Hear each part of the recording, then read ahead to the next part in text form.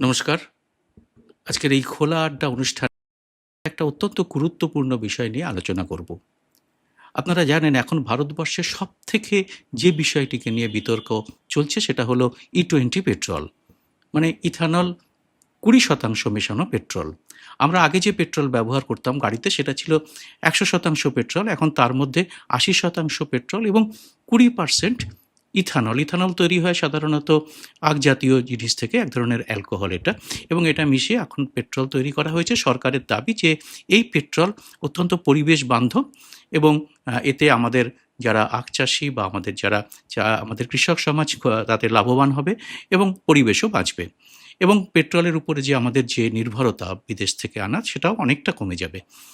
তো এই কারণে এখন সমস্ত পেট্রোল পাম্পে গাড়িতে E20 পেট্রোল চালু করে দেওয়া হয়েছে, এবং যেটা যে অভিযোগটা উঠছে সেটা হচ্ছে এই পেট্রোল গাড়ির পক্ষে কতটা উপকারী, মানে গাড়ির স্বাস্থ্য, গাড়ির যে হেলথ, গাড়ির যে পার্টস এটাতে নষ্ট হয়ে যায় কিনা।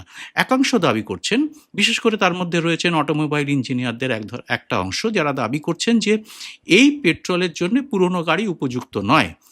তারা খুব বেশি হলে E10 নিতে পারে, তবে সেটাও ক্ষতিকর গাড়ির পক্ষে, এবং তাতে গাড়ির কিন্তু মারাত্মক ক্ষতি হতে পারে এবং গাড়ির যন্ত্রাংশ কিন্তু বিগড়ে যেতে পারে। এখন আমাদের দেশে গাড়ি শুধু ব্যবহার করেন উচ্চবিত্তরা নন। ভারতের বহু মধ্যবিত্ত, নিম্নবিত্ত মানুষও গাড়ি ব্যবহার করতে বাধ্য হন। বিশেষ করে দু-চাকার গাড়ি কোটি, কোটি মানুষ ব্যবহার করেন, যাদের দৈনন্দিন কাজকর্ম, তাদের জীবিকা নির্বাহ, তাদের সন্তানদের স্কুলে পৌঁছে দিয়ে আসা এবং নিয়ে আসা সমস্ত কাজে কিন্তু গাড়ি ব্যবহার করতে হয়, করতে বাধ্য আমরা। কারণ আমাদের দেশের পাবলিক ট্রান্সপোর্ট সেরকম উন্নত দেশের মতো নয়। তো সেই জন্যে তারা অতি কষ্টে EMI দিয়ে একটি গাড়ি কেনেন, সেটা কখনো 2 চাকার বা 4 চাকার হয়, এবং সেই গাড়িটার যদি তাদের নষ্ট হয়ে যাওয়ার আশঙ্কার কথা তারা শোনেন, তাহলে নিশ্চয়ই তাদের মনের মধ্যে একটা প্রতিক্রিয়া হয় যে গাড়িটি কি সত্যিই আমাদের এত কষ্টের গাড়ি, যেটা আমাদের প্রত্যেক দিনের প্রয়োজন, যেটা না হলে আমরা রোজগার করতে পারবো না, যেটা না হলে আমরা জীবিকা নির্বাহ করতে পারবো না, সেটা কি নষ্ট হয়ে যাবে? এবং কোনো অপশান সরকারের পক্ষ থেকে রাখা হয়নি যে আমি চাইলেই কিন্তু আমি যে পয়সা দিয়ে পেট্রোল কিনছি সেই পেট্রোল আমি পুরোপুরি 100% পেট্রোল আগের মতো আমি চাইলেই কিনতে পারবো না, কারণ সরকারের পক্ষ থেকে সেটা কোনো অপশান রাখা হয়নি। এই বিষয়টি নিয়ে দেশ জুড়ে প্রবল বিতর্ক শুরু হয়েছে, এবং এর মধ্যে অরবিন্দ কেজরিওয়াল, আমি রাজনৈতিক অরবিন্দ কেজরিওয়ালকে এখানে কিন্তু সেভাবে খুব বড় করে দেখছি না, কারণ তিনি বিরোধী নেতা, সবাই জানেন তিনি আম জনতা পার্টির নেতা, কিন্তু তিনি এখানে যে প্রশ্নগুলো তুলেছেন সে প্রশ্নগুলো কিন্তু অত্যন্ত গুরুত্বপূর্ণ। আপনাদের প্রথমে সেই প্রশ্নগুলো একবার শোনাবো, তারপরে আমরা মূল আলোচনায় ঢুকবো। क्या पुरानी गाड़ियों में E20 पेट्रोल इस्तेमाल किया जा सकता है? क्या उसकी वजह से केवल 4-5% ही माइलेज कम होती है और क्या उसकी वजह से कोई नुकसान नहीं होता? अगर ऐसा है तो उनसे दो प्रश्न पूछे हैं कि अगर किसी की 5% से 10% से ज़्यादा माइलेज लॉस हुआ तो क्या आप उस कंज्यूमर को कॉम्पेंसेट करेंगे? अगर E20 इस्तेमाल करने से अगर किसी कंपोनेंट को नुकसान हुआ तो क्या उस कस्टमर को कंपोनेंट का हर्जाना दिया जाएगा? क्योंकि इनका ये decision, this is against science, this is against logic, this is against engineering. तो जाहिर तौर पे ये पब्लिक इंटरेस्ट में तो नहीं है, ये किसके इंटरेस्ट में है ये अभी समझ नहीं आ रहा हम लोगों को। আপনারা অরবিন্দ কেজরিওয়ালের বক্তব্যটা শুনলেন, কিছুটা অংশ, আমি পুরোটা শোনাতে পারলাম না কারণ তিনি লম্বা প্রেস কনফারেন্স করেছেন। আপনারা এরপরে আমরা এই বিষয়টিকে নিয়ে আমরা আলোচনা শুরু করব, আলোচনার মূল পর্বে প্রবেশ করব, এবং সেই জন্য আজকে আমাদের সঙ্গে রয়েছেন প্রবীণ সাংবাদিক এবং রাজনৈতিক বিশ্লেষক গৌতম বন্দ্যোপাধ্যায়। গৌতমদা, প্রথমেই আপনাকে আজকের এই অনুষ্ঠানে স্বাগত। আমরা যে E20 নিয়ে আলোচনার শুরুতেই আমরা বুঝতে চাইবো যে E20 বিষয়টা কি এবং এটা কতটা গুরুত্বপূর্ণ এই আলোচনাটা, এই বিষয়টি। আর সুব্রত, সকলকে মানে সমস্ত যারা শুনছেন বা দেখছেন তাদের প্রত্যেককে আমার অন্তরের কৃতজ্ঞতা জানাচ্ছি যে বিতর্কটা তৈরি হয়েছে। E20, what is E20? এথনল একটা, আমরা জানি এমন একটা কেমিক্যাল যেটা পেট্রোলের সঙ্গে মেশানো হচ্ছে। এখন মেশানো হচ্ছে মানে কেন মেশানো হচ্ছে, দ্যাট ইজ ভেরি ইম্পর্টেন্ট। এটাকে বায়োফিউয়েল বলা হয়। বায়োফিউয়েল মানে হচ্ছে এটা তৈরি হয় মূলত আখ কিংবা ভুট্টা এই জাতীয় ইয়ে থেকে তৈরি হয়, সেই জন্য বায়োফিউয়েল। এইটা মেশালে পেট্রোলের যা হয় খরচা কম হবে। আর এটা যেহেতু আমাদের দেশেই তৈরি হয়, সেই জন্য বাইরে থেকে যে পেট্রোল আসছে, আমরা জানি মিডল ইস্টে যে ঝামেলা, ভারতের যে বিভিন্ন রকমের ঝামেলা পোয়াতে হচ্ছে, আর ভারত তো পেট্রোলের কোনো অল্টারনেটিভ সোর্স তো খুঁজে পায়নি, করতে পারেনি এখনো পর্যন্ত। বিদ্যুতের ব্যাপারও করতে পারেনি, কোনোটাই করতে পারেনি। এখন একমাত্র ভরসা যে পেট্রোলের সঙ্গে কোনো একটা মিশিয়ে যদি একটা কিন্তু অল্টারনেটিভ কিছু ফুয়েল তৈরি করা যায়, সেইটা তৈরি করা হয়েছে। এটা এমন নয় যে ভারতে প্রথম হচ্ছে, বিদেশেও এটা হয়েছে। 20%, 20% এই যে এথনল যদি পেট্রোলের সঙ্গে মেশানো হয়, তাহলে কি হচ্ছে, পেট্রোলের যে কনজাম্পশন, খরচাটা কমছে ভারতবর্ষের। এইটা হচ্ছে ভারতবর্ষের সরকারের, কেন্দ্রীয় সরকারের এটা হচ্ছে সোজা অভিমত। হিসেবে ঠিক কুড়ি আছে, শতাংশ বোঝা গেল? কমে যাচ্ছে। সোজা হিসেবে হ্যাঁ, 20% কমে যাচ্ছে। হ্যাঁ, কমছে। আচ্ছা, এবারে কি হচ্ছে, এবারে এটা হচ্ছে সরকারের অভিমত এবং এটা তৈরি হয়েছে। কিন্তু কি হয়েছে, এটা অনেকদিন ধরে এটা চেষ্টা চলছে। এর আগে 10% করা হয়েছিল, E10 যাকে বলা হয়। E10 থেকে হঠাৎ করে জাম্প করে E20 করা হয়েছে। এইটা করা হয়েছে কেন? দেখো, এইটা হচ্ছে প্রথম কথা হয়েছে, মিডল ইস্টে যে যে সংঘাতটা চলছিল আমেরিকা এবং ইরান এবং ইসরায়েলের মধ্যে, তাতে সত্যি কথা বলতে গেলে ভারত কিন্তু এখনো বেশ খানিকটা মানে বিপাকে আছে। ভারত কার সঙ্গে সম্পর্ক রাখবে, ইরানের সঙ্গে রাখবে না আমেরিকার সঙ্গে রাখবে না ইসরায়েলের সঙ্গে রাখবে, এটা কিছুই বুঝে উঠতে পারেনি। আমরা সবাই জানি, এ নিয়ে প্রচুর আলোচনা হয়েছে। যার জন্য না পেট্রোল রাশিয়ার আজকে সঙ্গেও আসছে, কাল রাখবে, না রাশিয়া থেকে তেল নেবে, এটাও রাশিয়ার সঙ্গে রাখবে, সঙ্গে আমেরিকার থাকবে। কথা হ্যাঁ, শুনে চলতে হবে। আমেরিকা যাকে যেখানে বলবে সেখানে হুম। কিনতে হবে। আমেরিকা বলবে রাশিয়ার সঙ্গে কিনো না, কিনতে পারা যাবে না। ইরানের এবং সঙ্গে যদি ইরানের বলে তেলের না, উপর নিষেধাজ্ঞা রয়েছে। রয়েছে। এই সমস্ত বিষয় নিয়ে সেই জন্য চেষ্টা করছিল কি করে এটাকে কমানো যায়, পেট্রোল কনজাম্পশনটা কি করে কমানো যায়। এবারে সমস্যা হচ্ছে এইটাই, যেটা বিতর্কটা কোথায় তৈরি হয়েছে। বিতর্কটা তৈরি হয়েছে এই যে এথানল পেট্রোলের সঙ্গে মিশিয়ে যদি গাড়িতে ব্যবহার করা হয়, গাড়ির যে ইঞ্জিন গুলো, সেই ইঞ্জিন গুলো যেটা আছে আমাদের দেশের গাড়ি বা বাইক, যারা পেট্রোল ব্যবহার করে, মোটর বাইক, প্রচুর মোটর বাইক ব্যবহার করে, কোটি কোটি, স্কুটারও ব্যবহার কোটি করে, কোটি সবাই করে, ব্যবহার করে, আপনি জানেন। কোটি কোটি রয়েছে। এবং বিশেষ করে আমাদের দেশে যে মেট্রো সিটি, যেখানে আগে একটা সময় পাবলিক ট্রান্সপোর্ট খুব ভালো ছিল, আমরা জানি একটা সময় ছিল, সেই পাবলিক ট্রান্সপোর্ট আস্তে আস্তে কমে গেছে, একদম কমে গেছে। যার জন্য বাড়িতে লোককে বাইক রাখতে হয়েছে, বাইকের উপর ভরসা করতে হচ্ছে। বিশেষ করে মধ্যবিত্ত নিম্নবিত্ত পরিবারেও একটা বাইক কিংবা একটা ঝোঁক এসেছে, কারণ সেটা নিয়েই তারা চলাফেরা করে, ছোটখাটো ব্যবসা করে, বিভিন্ন জিনিস, কাজের জায়গায় যায়, কাজ থেকে ফেরে, এই সমস্ত থাকে। কাজে বাইকের ব্যবহারটা ভীষণ বেড়েছে। আর এই গাড়ির ব্যবহার তো আছেই। এবারে দেখা যাচ্ছে, যারা অভিযোগ উঠছে, বহু আহ, যারা গাড়ি চালক বা গাড়ির যারা চালান, গাড়ির ওনার, মালিক, বাইকের মালিক বা বাইক চালক, তারা বলছে যে E20 ব্যবহার করার জন্য যে ইঞ্জিনটা দরকার হয় সেটা তাদের নেই। কেন নেই? 2023-এর পরে যে গাড়িগুলো তৈরি হয়েছে, যে গাড়ির ইঞ্জিন তৈরি হয়েছে, তাতে এই যে মিক্স যাকে বলা হয় ব্লেন্ডেড পেট্রোল, ইথানলের সঙ্গে E20-র সঙ্গে পেট্রোল মিশিয়ে যে জ্বালানিটা তৈরি হয়, সেটার জন্য সেটা কম্প্যাটেবল, সেটা চলতে পারে। কিন্তু আগের গুলো চলে কিনা আদৌ কেউ জানে না। জানে না মানে সরকার বলছে কোনো অসুবিধা নেই, কিন্তু যারা ব্যবহার করছেন তারা বলছেন যথেষ্ট ক্ষতি হচ্ছে গাড়ির। কি কি ক্ষতি হচ্ছে? প্রথম ক্ষতি হচ্ছে গাড়ির যে মাইলেজ, পেট্রোলে যতখানি চলার যায়, 1 লিটার পেট্রোলে যতখানি চলা যায়, এই ব্লেন্ডেড পেট্রোল বা ফিউয়েল মেশালে অতখানি চলছে না, কমে যাচ্ছে। কাজে কি হচ্ছে, খরচা বাড়ছে, আলটিমেটলি খরচা কিন্তু বাড়ছে, তাহলে বেশি খরচা দিতে হচ্ছে। কেন বেশি খরচা? কারণ পেট্রোলের দাম কিন্তু কমেনি, সরকার কিন্তু পেট্রোলের দামটা কমায়নি। বায়োফুয়েলের দাম যদি কম হয়, দেখা গেছে কম, অবশ্যই কম, তাহলে সেটা মেশানো হচ্ছে। কার্যত বলা যেতে পারে যে এটা আমরা বলতে পারি যে আমরা সরকারি ভাবে বলছি কিছুটা ভেজাল মেশাচ্ছি, কিন্তু ভেজালটা ভালো ভেজাল, ভালো হুম। ভেজাল মেশাচ্ছি, কিন্তু দামটা তোমার একই একই রাখছি, তুমি ওই দামটাই দাও, দাম কমছে না, খরচা বাড়ছে কিন্তু একদম। কিন্তু মাইলেজ মাইলেজ তার কমে যাচ্ছে, যার ফলে তার খরচা, মাইলেজ, তার খরচা মাসিক বেড়ে যাচ্ছে, খরচা, সেই তার তো সেটা কিন্তু তার বাজেটের বাইরে চলে যাচ্ছে। বেড়ে যাচ্ছে। নম্বর হচ্ছে বিভিন্ন ইঞ্জিনের মধ্যে এমন এমন ক্ষতিগ্রস্ত হচ্ছে, কিছু কিছু জায়গা হচ্ছে সেই ক্ষতিগ্রস্ত হওয়ার জন্য ইঞ্জিন লক হয়ে যাওয়ার সম্ভাবনা, রাবার বা বিভিন্ন গ্যাসকেট সেইগুলো যে প্লাস্টিকের অংশ আছে সেগুলো ক্ষতিগ্রস্ত হয়ে যাচ্ছে খুব তাড়াতাড়ি, এটা বলছেন। এমনকি এমনও অনেকে বলছেন যে তার গাড়ির যে ইঞ্জিনের মধ্যে মানে যাকে বলা হয় রাস্টি হয়ে যাচ্ছে, মানে রাস্ট হয়ে যাচ্ছে সেই যে মরচে জিনিসটা, ধরছে। সেই জায়গাটা মরচে ধরে যাচ্ছে, এই ধরনের ঘটনাও ঘটছে।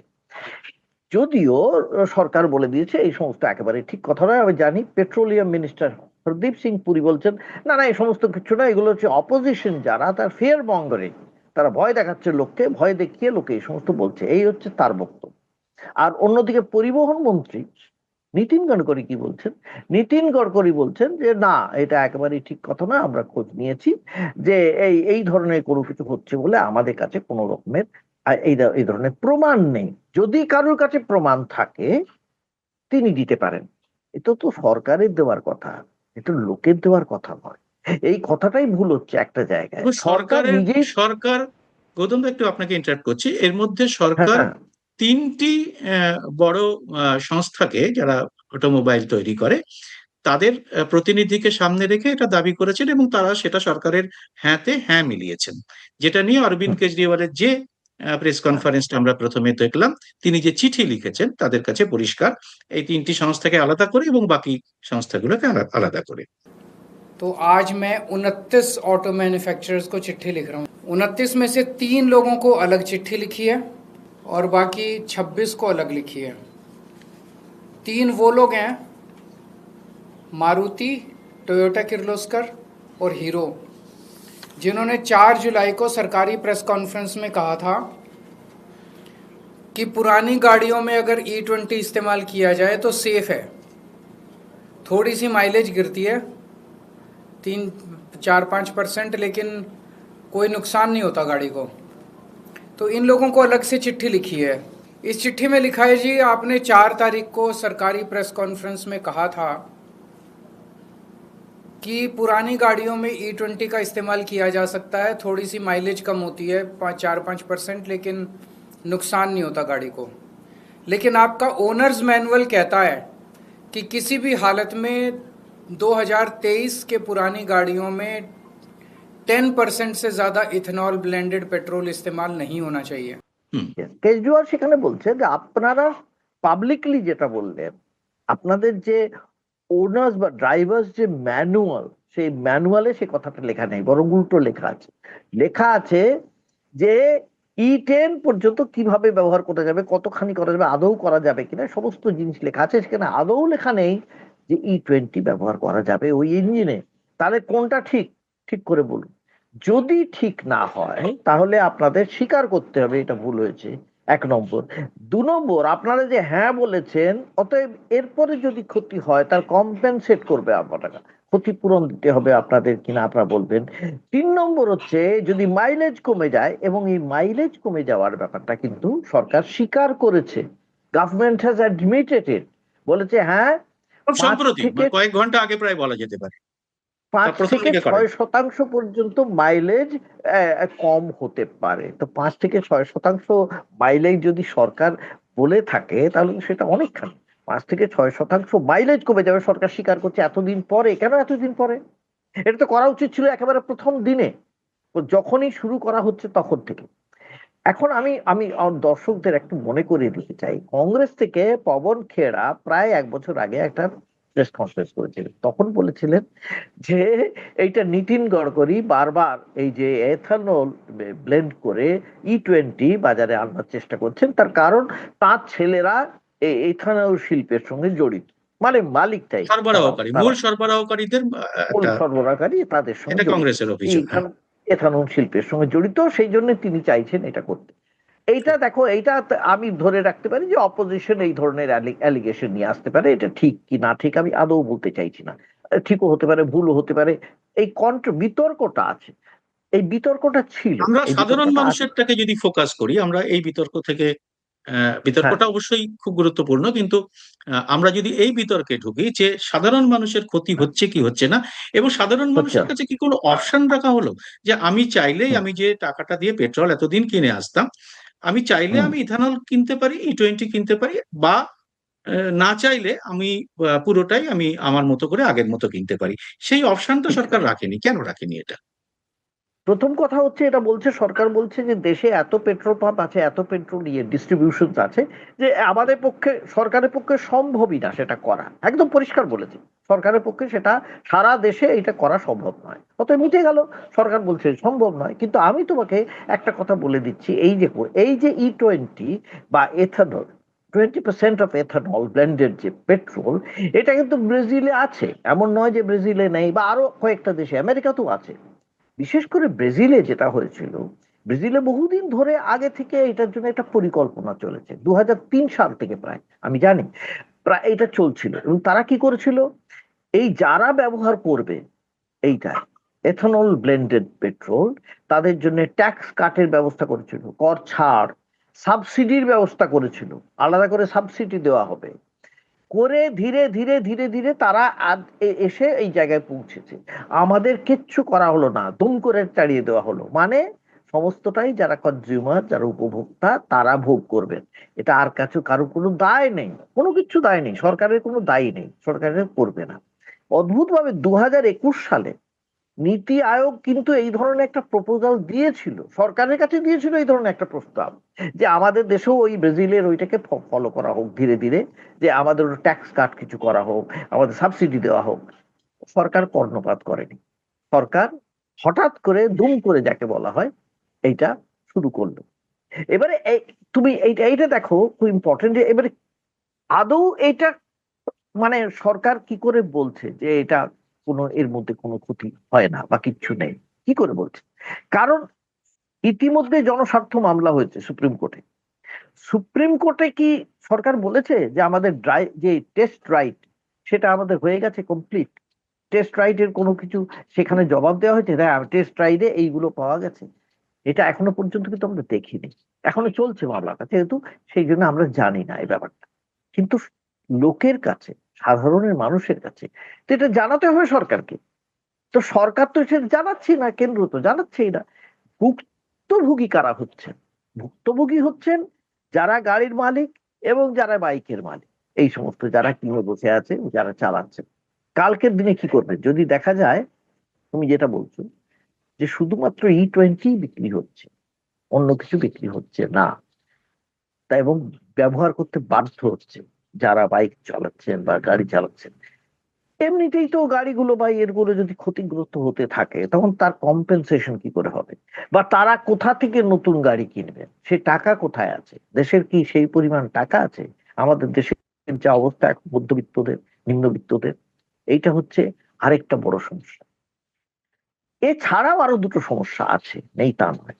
আরেকটা সমস্যা হলো যে এটা আদৌ, যেটা সরকার বলছে এটা এনভায়রনমেন্ট ফ্রেন্ডলি, পরিবেশের, পরিবেশ বান্ধব যাকে বলা হয় শিল্প, কারণ এথানল ব্যবহার হচ্ছে, কিন্তু এটা নিয়েও একটা খুব কন্ট্রোভার্সি আছে। কন্ট্রোভার্সি এই জন্যে, প্রথমত সরকার পরিবেশ বান্ধব বলে খুব প্রচার করছে, ঠিক আছে, কোন সরকার বলছে? যে সরকার নিকোবর আইল্যান্ড দিয়ে দিতে চাইছে, সে সরকার কথায় কথায় জঙ্গল কেটে শিল্পপতিদের উন্নয়নের স্বার্থে দিয়ে দিতে চাইছেন, তারা যদি বলেন এথানল ব্যবহার করা পরিবেশ বান্ধব, অবশ্য সাধারণ লোকে ব্যবহার করুক, এটা খুব হাস্যকর ব্যাপার নয়? কি বলবো তাছাড়া, এছাড়া কি কথা উঠতে পারে? 1 নম্বর। 2 নম্বর হচ্ছে, এটাও অনেকে বলছেন যারা পরিবেশবিদ, যে না, এটাও সবসময় ঠিক নয়। সরকার বলেছে কার্বন মনোক্সাইড বা হাইড্রোকার্বনের মতন এমিশন, কার্বন এমিশন কমে যায়। অনেকে বলছেন না, কার্বন এমিশন কমে গেলেও এমন কিছু গ্যাস আছে যে নির্গমন হয়, সেটা কিন্তু বিষাক্ত গ্যাস হতে পারে, হওয়ার সম্ভাবনা আছে, কাজে সেটাও আছে। আর আরেকটা কি, সেটা হচ্ছে আখ চাষ থেকে যদি এথানল হয়, সেখানে জল অনেক বেশি লাগে। জলের আমাদের বিষয়টা তো খুব জল গুরুত্বপূর্ণ। সংকট, আমাদের দেশে জল ভয়ঙ্কর জল সংকট সংকট। ভারতবর্ষে, এই জল সংকট, এই জল সংকটটা কোথায় গিয়ে দাঁড়াবে? সব চাষিরা এখন যদি আখ আর ভুট্টা চাষ করতে শুরু করে লাভের জন্য, করতেই পারেন, না করার কিছু নেই। প্রথমত হচ্ছে খাদ্য পণ্য, সেখানেও তো একটা ক্রাইসিস দেখা দিতে পারে। কেউ তো ধান চাষ করবে না, মানে দরকার হবে না, কারণ তার চেয়ে বড় ভুট্টা চাষ করাই ভালো, তার চেয়ে বড় আখ চাষ করাই ভালো।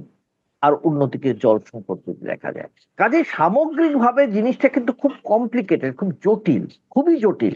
এই জটিল অবস্থাটাকে কিন্তু আদৌ সরকার অ্যাড্রেস করছে না, সমাধান সূত্র কিন্তু সরকার মোটেই বলছে না, এইটুকু বলতে পারি। তুমি প্রথমত এই যে আপনি যেটা বললেন, এবং আমি অরবিন্দ কেজরিওয়ালের কথার গুরুত্বটাকে এই জন্য খুব বিশেষ গুরুত্বপূর্ণ মনে হচ্ছে আমার কাছে, যে তিনি যেহেতু প্রশ্নগুলো তুলেছেন, একদম অনেকেই তুলেছেন, তার মধ্যে কংগ্রেস তুলেছে, কিন্তু অরবিন্দ কেজরিওয়াল তোলার একটা কোন রকমে, তিনি নিজেই একজন খড়গপুর আইআইটির ইঞ্জিনিয়ার। হ্যাঁ, অতএব তার একটা ইঞ্জিনিয়ারিং থেকেই তিনি ব্যাপারটা দেখেছেন। তো সেই জন্য তিনি যে প্রশ্নগুলো তুলেছেন, সেই প্রশ্নের জবাব সরকার কেন দিচ্ছে না? তিনি এই জবাবটা দিয়ে পরিষ্কার করে দেওয়া তো ভালো। এবং সাধারণ মানুষের কাছে, এই যে কোটি কোটি মানুষ যারা দ্বিচক্র যান বা চার চাকার গাড়ি ব্যবহার করেন, তাদের কাছেও তো একটা অস্পষ্টতা রয়েছে। সরকার কেন এটা দিচ্ছে না, এটা আপনার কি মনে হয়? দেখো, এই সরকারের ক্ষেত্রে আমার এটা মনে হয় বহুদিন ধরে, আমি এই সরকারে কেন বলতে চাইছি, সরকারের একটা প্রথম দিন থেকেই একটা আমলাতান্ত্রিক সরকার এটা দেখেছি আমরা, বিউরোক্রেটিক সরকার যাকে বলা হয়। বিউরোক্রেসির সমস্যা হচ্ছে এটাই যে সাধারণ মানুষের সঙ্গে তো বিউরোক্রেসির সম্পর্ক থাকে না। সম্পর্ক থাকে যারা নির্বাচিত জনপ্রতিনিধি হন, তাদের মধ্যে অন্য দোষ থাকতে পারে, অন্য অনেক দোষ থাকতে পারে নিশ্চয়ই। কেউ তো কেউ নীতিবান এসব হতে পারে, কেউ কাজের কেউ অকাজের হতে পারে, কিন্তু একটা জায়গায় তো একদম সম্পূর্ণ, সেটা মানুষের কথা তারা জানতে পারে, কারণ তাদের মানুষের সঙ্গে ডিল করতে হয় প্রত্যেক তাদের মুহূর্তে 5 বছর বিভিন্ন করে ভাবে ভোটে দাঁড়াতে হয়।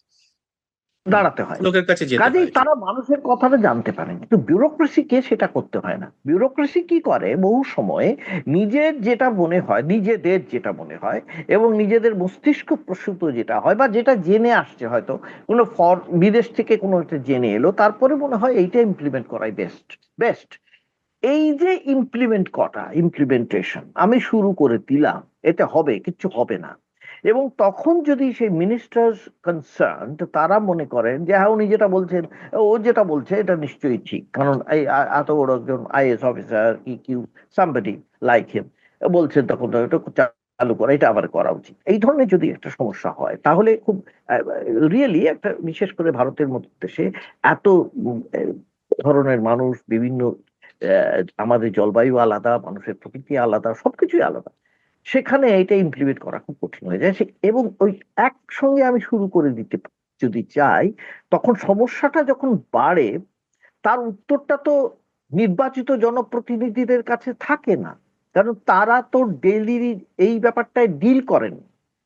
কেন বলছি, দেখো, তুমি দেখো প্রত্যেকটা জায়গায়, বিদেশ নীতির ক্ষেত্র আমরা তাই দেখেছি, বিদেশ নীতির ক্ষেত্রেও কোনো মন্ত্রীকে কিন্তু আমরা সেইভাবে প্রপারলি এটা অ্যাড্রেস করতে দেখিনি যে পেট্রোলের সমস্যাটা কি হবে। হরদীপ সিং পুরী যতই বলে থাকুন, খুব ভেটারেন একটা পলিটিশিয়ানের মতন কথা কিন্তু আমাদের হরদীপ সিং পুরী ঠিক সেই অর্থে তাকে পলিটিশিয়ান বলাতেও আমি অনেকের এটাই আপত্তি বলতে চাই, আছে। তিনি একজন আমলা বরং এক্স্যাক্ট পরিচালক। এইটাই বলতে চাই, এই জয়শঙ্করের ক্ষেত্রেও যা, হরদীপ সিং পুরীর ক্ষেত্রেও তা, এক্স্যাক্টলি এই জিনিসটাই। কিন্তু এরা এত নিতিন ওপর গডকরি তো একজন পুরোদস্তুর পেশাদার পলিটিশিয়ান। তিনি দীর্ঘদিন ধরে হুম, রাজনীতি, তার ছাত্র জীবন থেকে তিনি রাজনীতি করছেন। হ্যাঁ, হুম, তার তো হুম, মানুষের পালসটা অনেক বেশি বোঝার কথা। সেই অর্থে বোঝা উচিত ছিল, এটা ঠিকই, 100 বার এটা উচিত ছিল। কিন্তু এমন একটা স্ট্রাকচার যদি আমি তৈরি করে দিই, যে আমি ওই যে বললাম, যেটা একটা স্ট্রাকচার, যদি বিউরোক্রেটিক স্ট্রাকচার তৈরি হয়, সেখান থেকে বেরিয়ে আসা খুব মুশকিল হয়, খুব মুশকিল হয়। এবং কি হয়, এফিশিয়েন্ট যদি আমাদের ইলেক্টেড রিপ্রেজেন্টেটিভস না থাকে, খুব এফিশিয়েন্ট যদি না থাকে, তাহলে কোনো জিনিসটাই ঠিক মতো পরিচালিত হয় না। এবারে নীতিন গডকরি, তুমি যেটা বলতে চাইছো খুবই ঠিক কথা। নীতিন গডকরি কি করবেন, কেন করতে পারেন? দেখো, এই সমস্যাটা কিন্তু আমাদের শুধু জাতীয় সমস্যা নয়, বারবার বলা উচিত এটা, বলছি আমরা, এই সমস্যাটা মধ্যপ্রাচ্য থেকে আন্তর্জাতিক সমস্যা, যে পেট্রোল, ফসিল ফিউয়েল আমাদের দেশে নেই। ফসিল ফিউয়েলের অল্টারনেটিভ কি হবে, সেটা যদি বের করতে হতো, তাহলে কি হতো, 14 সালে এসেছে বিজেপি, বেশ, তার আগে কংগ্রেস কি করেছে, খুব খারাপ করেছে, দেশটাকে জাহান্নামে পাঠিয়েছে, ধরে নিলাম, সমস্ত হয়েছে বলেই তো 2014 সালে বিজেপি এসেছে। প্রথম কাজ করা উচিত ছিল ওদের আমাদের দেশের গবেষণাটাকে, রিসার্চ ওয়ার্ককে বাড়ানো। এই জিনিসটা যতই খারাপ হোক, নেহেরু প্রথম দিন থেকে শুরু করেছিলেন। এই যে আমরা যাকে রকেট সায়েন্স বলি, সে কিন্তু প্রথম দিনের ফল কিন্তু আজ পাওয়া যাচ্ছে। মঙ্গল গ্রহে পাঠানোর কথা ভাবতে পারেন মোদি। আজকে যদি মোদি 2014 আগে 1947 আসতেন, আমার গ্যারান্টি দিয়ে বলতে পারি আজকের দিনে আমরা সেটা ভাবতে পারতাম না যে মঙ্গল গ্রহে আমরা নাসা থেকে পাঠাতে পারি, আমাদের দেশ থেকে পাঠাতে পারবো, ইসরো থেকে পাঠাতে পারবো, কখনোই ভাবতে পারতাম। এইটা হচ্ছে ব্যাপার। এইখানে ইমাজিনেশনের ব্যাপার, দুটো মিশিয়ে। কাজেই আমার যদি এটাকে তো আমরা আবার সাফার করব। আমাদের যত গবেষণার জায়গাটা কমে যাবে, আর কমে যাচ্ছে, একদমই কমে গিয়েছে। তুমি লক্ষ্য করে দেখবে সমস্ত বড় বড় ইউনিভার্সিটি থেকে রিসার্চ ফেলো কমে গেছে, সায়েন্সের রিসার্চ হচ্ছে না, আমরা কিচ্ছু অল্টারনেটিভ নেই। গবেষণা খাতে টাকা এমনকি কমিয়ে দেওয়া হয়েছে, অনেক অনেক ফান্ডিং কমিয়ে দেওয়া হয়েছে, এবং অনেক মৌলিক বিষয়ের উপরে গবেষণা হচ্ছেও না। এটা আমি নিজের ব্যক্তিগত অভিজ্ঞতা থেকে জানি, আমার পরিচিতদের মধ্যে থেকে। এবং তুমি তুমি আর দ্বিতীয় কথা, আমি খুব খুব ইম্পর্টেন্ট কথা, এই যে বারবার বলা হচ্ছে না, এই যে ইন্ডাস্ট্রি, আইটি ইন্ডাস্ট্রি, আমাদের কিছু কোডিং আর কিছু ডেটা এই সমস্ত কালেক্ট করা ছাড়া আইটিতে কিচ্ছু হয় না আমাদের দেশে। আমাদের দেশে একটা গুগল হবে না, আমাদের একটা ফেসবুক হবে না, আমাদের টুইটার হবে না, কিছু এবং হবে না, এআই তেও আমরা পিছিয়ে পড়েছি এখন, মানে আমরা আজ পর্যন্ত ইনফ্যাক্ট। হয়নি। হ্যাঁ। ইয়েস। তা এই জন্যে বলছে, এই যে গবেষণার কাজটা টোটালি আমরা বারবার বলছি কি, আমাদের ফিরে যেতে হবে আর কি এরিয়ান আমরা ছিলাম সেই প্রমাণ করতে হবে, আমরা আর্য ছিলাম, এবং আমরা কি সাংঘাতিক আমাদের অতীতের আমাদের যে ঐতিহ্য ফিরিয়ে আনতে হবে। অতীতের ঐতিহ্য ফিরিয়ে আনতে গেলে তো ভবিষ্যতের দিকে তাকানো যায় না, মুশকিল হচ্ছে এইটাই। তো আমি যদি যতক্ষণ না করব, ততক্ষণ আমি কিছু করতে পারবো না। এই এই এই ধরনের যাকে বলা হয় একটু খানিকটা গোঁজামিল দিয়ে চলবার চেষ্টা হচ্ছে। এটা এই জিনিসটা চলতে পারে না, আমার মনে হয়, আমার ধারণা। বিশেষ করে এই যে আজকের দিনে হঠাৎ করে, যেমন যেমন যেমন ধর তুমি, আমাদের দেশে যেটা হয়েছিল, নোটবন্দি হয়েছিল হঠাৎ আকস্মিক। মানুষের এই নোটবন্দি হওয়ার পর মানুষের হাতে ক্যাশ, নগদ টাকা একদম কমে গেল, প্রচুর ক্ষতি হয়েছে। বিশেষ করে এবং যা যা অত্যন্ত করার জন্য এটা করা হয়েছিল, যে উদ্দেশ্যগুলো বলা হয়েছিল, সবকটাই ব্যর্থ হয়েছে। দেশের সব ব্যর্থ হয়েছে। এই এক্স্যাক্টলি এটার জন্য যে পরিকল্পনা, যদি ঠিক আছে G20 করবো, তাহলে আমি যেটা বললাম, ঠিক ব্রাজিলে যেটা করেছিল, আমার তাহলে 10 বছর আগে থেকে, 15 বছর আগে থেকে আমার শুরু করা উচিত ছিল, আমার গ্র্যাজুয়ালি করা উচিত ছিল, কিন্তু আমরা সেটা করি। আজকে তুমি হঠাৎ করে যদি করে দাও, একটা একটা ছোট কিন্তু সমীক্ষা, বেসরকারি সমীক্ষা হয়েছে, দেখা গেছে 36,000 এই ওনারের, মানে বিশেষ করে বাইক অ্যান্ড কার ওনারদের, তাদের কাছে সমীক্ষা করা হয়েছিল, তাতে দেখা যাচ্ছে 66% তার মধ্যে বলেছে এটা চলবে না, E20 আমরা নিতে পারি না, নেব না। এবং 22% বলে এটা বাদ দিন, উঠিয়ে দিন, এমন কথা বলেছে। এটা হয়েছে, কিন্তু সেটা সরকারি সমীক্ষা নয়, বা খুব একটা কার্যকরী সমীক্ষা হয়তো সেভাবে হয়েছে কিনা জানা নেই, কিন্তু এরকম একটা সমীক্ষা হয়েছে। এই ধরনের সমীক্ষাটা খুব জরুরি। এবং যদি কালকের দিনে তুমি যেটা বলছো G20 ছাড়া কিছু না পাওয়া যায়, তাহলে কিন্তু পরিবহনের ক্ষেত্র, ট্রান্সপোর্টের ক্ষেত্র এবং সাধারণ মানুষের জীবনযাত্রার ক্ষেত্রেও কিন্তু একটা বিরাট প্রভাব পড়বার সম্ভাবনা দেখতে পাচ্ছি। আর সুব্রত, গৌতম দা, একটা জিনিস হচ্ছে যে মধ্যবিত্ত শ্রেণী এটাতে একটা খুব বড় অসন্তোষ দেখা যাচ্ছে চতুর্দিকে। কারণ এর মধ্যেই মধ্যবিত্ত শ্রেণীর যে বাইক, আমরা 2 চাকার বাইক বা ছোট 4 চাকার গাড়ি আমরা দেখি, তাতে আমাদের দেশের যে ইনফ্রাস্ট্রাকচার রাস্তায়, তাতে গাড়ি ভীষণভাবে ক্ষতিগ্রস্ত হয়, যেটা বিদেশে এতটা হয় না। রাস্তার জন্য হোক, পলিউশনের জন্য হোক, এখানকার এক্সট্রিম ওয়েদারের জন্য হোক, গাড়ির অনেক রকম ক্ষতি হতেই হয়। তার উপরে যুক্ত হয়, সেটা খুব বড় ব্যাপার, সেটা হচ্ছে আমরা গাড়িতে যখন কোনো পেট্রোল ভরি, 2 চাকা বা 4 চাকা হয়, তখন আমরা কিছু কিছু জায়গায় পেট্রোল ভরি না। আমরা জানি, আপনি খুব পছন্দের পেট্রোল পাম্প দেখবেন, আমার এক বন্ধু বলে যে না, ওটা পুরো ওই পেট্রোল পাম্পে যেও না, কারণ ওখানে নানা রকম ভেজাল দেওয়া হয়। এইটা কিন্তু প্রত্যেকে জানে যে সারা ভারতের পেট্রোল পাম্পে একটা বড় অংশে ভেজাল পেট্রোল বিক্রি হয়। সত্যি মিথ্যে কখনো ইয়ে হয়নি, মাঝে মাঝে ধরা পড়ে 2-4টে। কিন্তু সাধারণ মানুষ তার নিজের অভিজ্ঞতা থেকে বোঝে যে কোন পেট্রোল পাম্পে যেতে হবে। তাহলে পেট্রোলে একটা কিন্তু ভেজাল মেশানো হয়। এবার E20 পেট্রোলে কি হবে? আরো যদি তার সঙ্গে যদি ভেজাল মেশানো হয়, তাহলে সেটা কি অবস্থা দাঁড়াবে, কি ভয়ঙ্কর অবস্থা দাঁড়াবে, এবং তার সঙ্গে রাস্তার হাল এ সমস্ত যুক্ত হয়ে গাড়ি কি দাঁড়াবে, এইটা কিন্তু মধ্যবিত্ত শ্রেণীর কাছে আমার মনে হয় একটা খুব গুরুত্বপূর্ণ প্রশ্ন হয়ে দাঁড়িয়েছে। এবং প্রত্যেকেই তাদের ইএমআই দিয়ে, তাদের সঞ্চয়ের শেষটুকু দিয়ে একটা গাড়ি বা বাইক কেনেন। তাদের উপায় না থাকে, বা বাচ্চাকে পৌঁছে দিতে গেলে স্কুলে এখন মহিলারাও ব্যবহার করেন, হ্যাঁ, কাজ কর্মক্ষেত্রে যেতে গেলে। তো সেইখানে দাঁড়িয়ে মধ্যবিত্তের এই যে প্রতিক্রিয়াটা সরকার কিভাবে সামলাবে, এটা আপনার কি মনে হয়? এটা কি একটা বড় রাজনৈতিক ইস্যু হতে চলেছে? তবে এমনিতেই কিন্তু যেভাবে আমাদের মূল্যস্ফীতি হয়েছে, ইনফ্লেশন হয়ে আছে, এবং যদি এই যুদ্ধটা আবার শুরু হয়, যে আমরা দেখতেই পাচ্ছি যুদ্ধ থামেনি, যুদ্ধ তো আবার শুরু হতে চললো। ইরানের সঙ্গে আমেরিকা হচ্ছে, ইতিমধ্যে শুরু হয়ে গেছে। হুম। কাজে আবার এটা বন্ধ হয়ে যাবে হয়তো, হরমুজ স্ট্রেইট আবার যদি বন্ধ হয়ে যায়, তাহলে আবার তো পেট্রোলের প্রাইসিসটা আবার চটচট করে বেড়ে যাবে, ভীষণভাবে বাড়বে। এবং তুমি যেটা বললে, এক্স্যাক্টলি সেই জিনিসটা যদি হয়, তাহলে কি হয়, এক হতে পারে সরকার, আমাদের সরকারকে আমরা যেটা লক্ষ্য করছি, বিশেষ করে কেন্দ্রের সরকার এবং যে যে রাজ্যে বিজেপি সরকার আছে, তারা শুধু একটা জিনিসের উপরে খুব ডিপেন্ড করে, নির্ভর করে, খুব কঠোর আইন, কড়া আইন, ভয়ঙ্কর রকমের কড়া আইন, যেটা গণতান্ত্রিক রাষ্ট্র ব্যবস্থায় চলে না। কারণ গণতান্ত্রিক রাষ্ট্র ব্যবস্থায় কি হয়, পারস্পরিক সমঝোতার উপরে একটা রাষ্ট্র চলবে, এটাই হওয়ার কথা। For the people, of the people, by the people, হ্যাঁ না তেনা আমরা যে যা বলে থাকি, মূল কিন্তু হয় কি পারস্পরিক সমঝোতা, পারস্পরিক আমাদের মধ্যে আন্ডারস্ট্যান্ডিং। আর নইলে বোধহয় রাজার সঙ্গে মিলবো কি শর্তে, এইটাই হচ্ছে মূল কথা। আমরা মিলবো তো, আমরা মিলতে চাই গণতন্ত্রে। সেটার বাদ দিয়ে এরা চান যে না, প্রভুর মতন আমরা যেটা বলবো তোমাকে শুনতে হবে, আমি তোমার উপরে কঠোর আইন, তোমার উপর কঠোর আইন করে সেই আইনটা প্রবর্তন তো করা খুব সহজ। এবারে কে সেইটাকে ব্যবহার করে, ব্যবহার করার জন্য লোক চাই। সেই লোকগুলো কিরকম হবে, তারা কি নিজের স্বার্থে ব্যবহার করবে না? তাই কি হতে পারে কোনো জায়গায়? কোনো জায়গায় হয়েছে, হয়নি। তুমি যেটা বললে এক্স্যাক্টলি তাই। তখন কি হতে পারে, ঠিক রবীন্দ্রনাথের গল্পের মতো, যে জলে দুধে জল মেশাচ্ছিল বলে বাড়ি থেকে একজনকে পাহারা রাখা হলো। তখন দেখা গেল দুধ আরো পাতলা হচ্ছে। তখন সে বলল যে এরপরে যদি আরেকজন রাখেন, তাহলে ওর মধ্যে ব্যাঙাচি ট্যাঙাচিও পেতে পারেন, কারণ কলের জলও দেওয়া যাবে না, তখন আবার পুকুরের জল দিতে হবে। তো এই এই জিনিসটা চলতে থাকবে, এটা হবে, একটা গ্যারান্টিড এটা হবে, কেউ তুমি রুখতে পারবে না। কারণ শুধু কড়া কঠোর শাসন দিয়ে কত একটা দেশকে চালানো যায় না।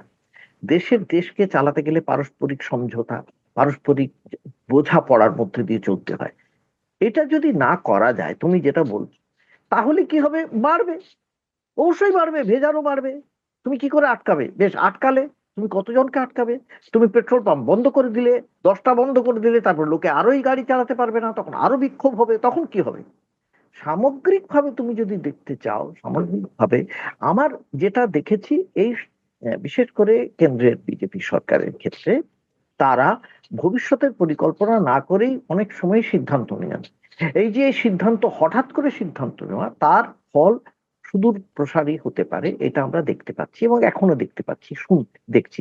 আর এই যে উত্তর দেওয়ার কথা তুমি বললে, এটা কিন্তু দেখো, বিজেপি প্রথম দিনই তো বলেছিল আমাদের কেউ, অনেকেই বলেছেন আমাদের কেউ কখনো পদত্যাগ করেন না। তুমি লক্ষ্য করে দেখবে, পদত্যাগ করেন না মানেটা কি? তার মানে কেউ ত্রুটি স্বীকার করেন। কেন? কারণ ত্রুটি স্বীকার করা চলবে না, কারণ ত্রুটি স্বীকার করলেই আমাদের লোকের সামনে আমরা হেয় হয়ে যাব। তা কিন্তু হয় না, সরকার কখনো তাতে হেয় হয় না। এই জিনিসটা এরা বুঝতে পারছে না, এটা কিছুতেই ভাবতে পারছে না। যার জন্য কিছুতেই এই হরদীপ সিং পুরীও যেভাবে বলেন, সবসময় বলে জানছে যা করা হয়েছে ঠিক হয়েছে, নীতিন গডকরিও তাই বলেন। প্রধানমন্ত্রী তো কারোর কথার উত্তরই দেন না, একেবারে কোনো জায়গায় কোনো রকমের প্রেস কনফারেন্সও করেন না, ওই জন্য কোনো ধরনের উত্তর দেন না কোনো জায়গায়। বিদেশে তাই নিয়ে অনেক কথা হচ্ছে, বিভিন্ন জায়গায়, অস্ট্রেলিয়ায় পর্যন্ত হয়েছে, তুমি জানো, কিন্তু তাতে কিছু যায় আসে না। আমাদের দেশে যতক্ষণ না এটা ফিরবে, একটা সুচারু গণতান্ত্রিক পদ্ধতি প্রক্রিয়া এর মধ্যে থাকে, যতক্ষণ না ফিরবে ততক্ষণ আদান প্রদান হবে না।